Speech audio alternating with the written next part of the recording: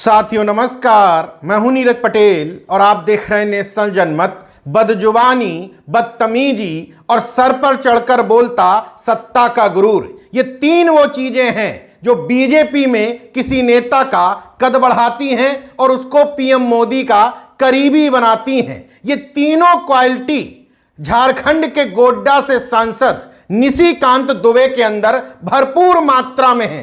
इसलिए न सिर्फ बीजेपी में उनका कद बढ़ गया बल्कि पीएम मोदी के चहेते भी बन गए।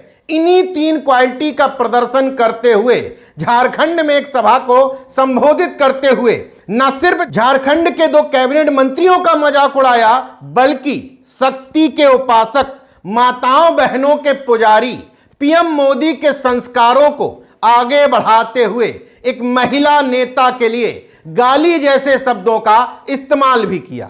सत्ता का नशा निशिकांत दुबे जैसे बीजेपी नेताओं के सर पर किस हद तक हावी है, ये वीडियो इसका सर्वश्रेष्ठ उदाहरण है। झारखंड के ही दो कैबिनेट मंत्रियों को न सिर्फ कायर बता रहे हैं बल्कि कहने की कोशिश कर रहे हैं कि वो मेरे खिलाफ इसलिए कुछ नहीं बोलते क्योंकि मेरा सम्मान नहीं, बल्कि डरते हैं कि कहीं हेमंत सोरेन की तरह उनको भी जेल न जाना पड़े। इतना हम कांग्रेस को गाली देंगे, राहुल गांधी को गाली देंगे, सोनिया जी को गाली देंगे। दो आदमी ऐसा है जो मेरे खिलाफ एकदम नहीं बोलता है। एक का नाम बादल पत्रलेख है, दूसरा का नाम हफीजुल अंसारी। और काहे नहीं बोलता है?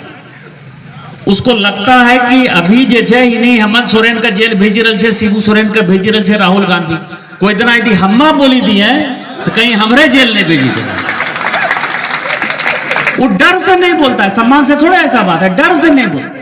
इस वीडियो में निशिकांत दुबे दो मंत्रियों का नाम ले रहे हैं।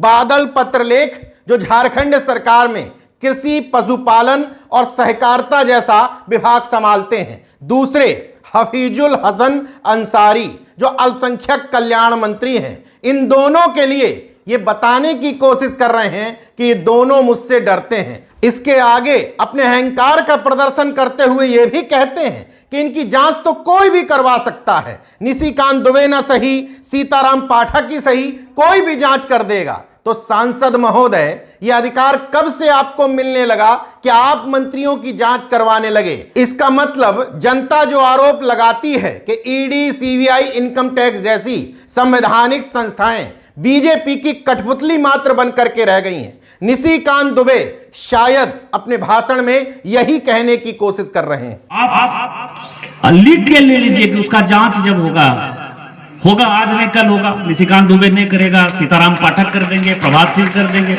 सुनीता कोई कर देगा, भोपाले जी कर देंगे। अब इस वीडियो के मुख्य मुद्दे पर आते हैं। पीएम मोदी खुद को शक्ति का उपासक बताते हुए माताओं बहनों का पुजारी तक बता डाल रहे हैं, लेकिन उन्हीं का एक चहेता मनवड़ सांसद मंच पर बकायदा राजनीतिक मर्यादाओं को तार तार करते हुए संवैधानिक मूल्यों को खूंटी पर टांग करके अपनी शान में कसीदे गढ़ते हुए कह रहा है, मैं कांग्रेस को गाली दे दूं, राहुल गांधी को गाली दे दूं, सोनिया जी को भी गाली दे दूं, लेकिन इन मंत्रियों की हैसियत नहीं कि मेरे खिलाफ कुछ भी बोल दें। और आपको पता है मेरे खिलाफ नहीं बोलता है।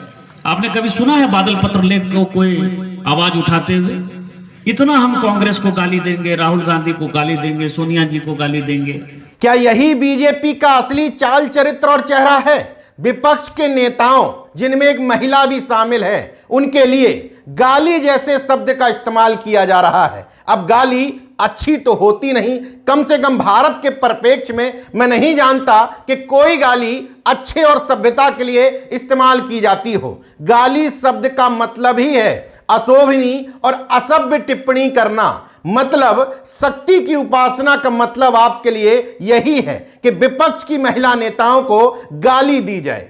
निशिकांत दुबे की बदतमीजी और अहंकार का एकमात्र वीडियो नहीं है, तमाम सारे बयान हैं जहां अहंकार में निशिकांत दुबे पीएम मोदी के करीब जाते दिखाई देते हैं।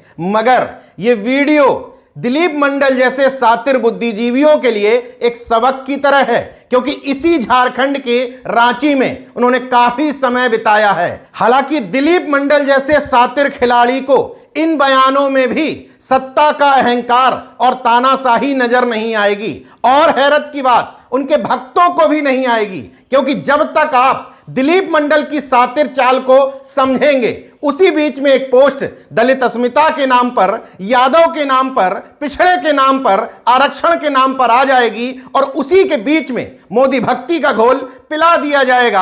आप समझ भी नहीं पाएंगे कि ये शख्स आखिर चाहता क्या है। सोशल मीडिया पर भी इस समय पैनी निगाह रखने की जरूरत है। बहुजन मार्केट में अपना धंधा सेट करने के बाद तमाम सारे लोग बड़े गुपचुप तरीके से मोदी भक्ति में लीन हैं। वो ट्वीट करते हैं, उनके कुछ चंपू उस ट्वीट को रिट्वीट करते हैं। इस खेल को समझिए, वरना जब तक समझेंगे तब तक बहुत देर हो चुकी होगी। देखते रहिए नेशनल जनमत, जागरूक और सजग बने रहिए। जय विज्ञान, जय संविधान, जय लोकतंत्र।